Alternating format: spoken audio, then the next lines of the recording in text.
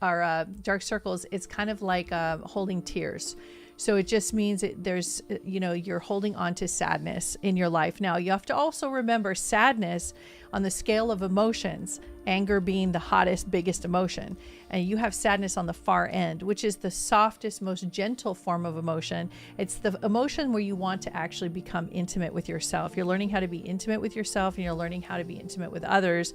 And so it kind of occurs like a sadness.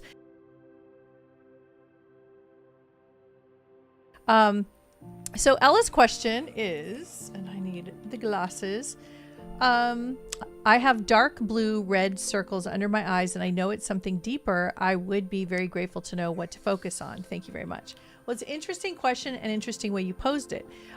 Basically, we don't give health advice in that way. You would have to go see your doctor if you have a deeper healing issue. However, I could give you some suggestions based on my own personal experience of I used to have dark circles like that.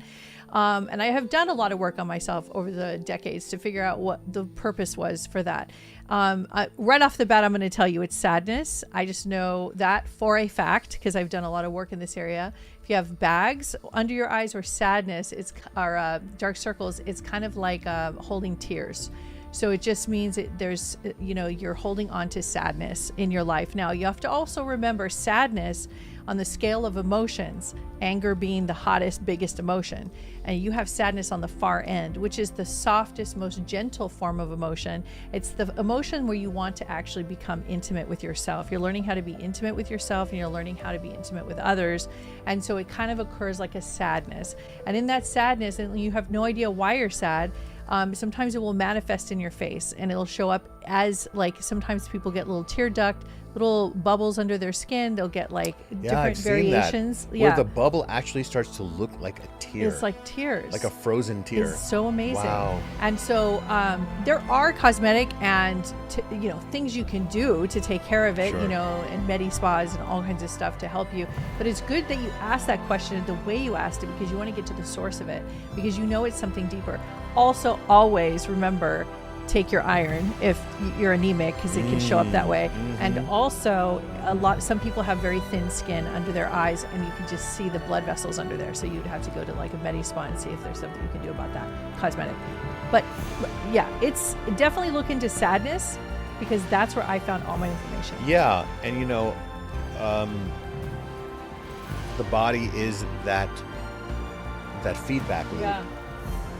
It manifests what you feel. Sure. And even if it's your subconscious, I love every time you start talking to me about the subconscious mind, because you've brought it up so many times to me, and we don't get a chance to really talk too much with everybody about the subconscious mind. Yeah. But it's a work in progress to understand, Well, and because people are trying to study what that is. Well, that is a term that has been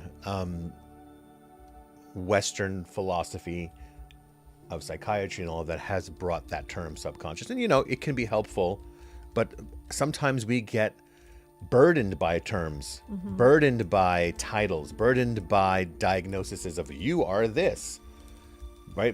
How many diagnoses are given out where really it's just, no, you're just sad. What I love about diagnoses is, and I've had my fair share, is after a while you start realizing you only need it to give yourself some peace of mind to say, that's what it is. And now I can work on it. Right. Look into why And now work on it. And then in the future, when you get diagnosed again, and then again, and then again, you start to go, wait a minute, do I really need to keep getting diagnosed, or should I just get my body into homeostasis? I've noticed that. How about we just get into balance? Yeah. You're sad mad about something. You're sad mad, or you're mad sad about something. And that is what is creating anything else that is getting this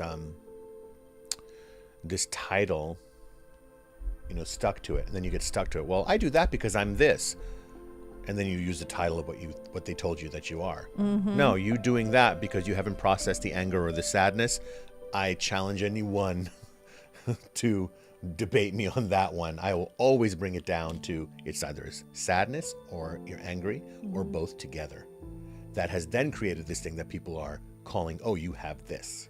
Well, because the disturbance creates a cortisol release, and you start to have like higher stress levels because you're emotional, and those emotions carry a frequency and an energy, and it's wreaking havoc inside of you. And then what's happening is it's sending signals to your body that you're in SOS, and then the body starts sending cortisol, and then your inflammation goes up, and then all your levels go up, and then your high blood pressure goes up, and then before you know it, you're like hurting yourself, and so then you start getting diagnosed. So that's what Riz is talking about, coming from, you have to go to the source as to where there's any dis-ease or any sort of anything off balance in your body. It's always, there's a reason. Yes. And it's not just hereditary. And by the way, listen, it's not just random. Bags under the eyes are and also, you're not resting your mind. And of course, right? It's also environmental. We all know that we're all like dealing with toxins and plastics. Well, what do you say about this? About you're not resting? Because she asked about the eyes. Yeah.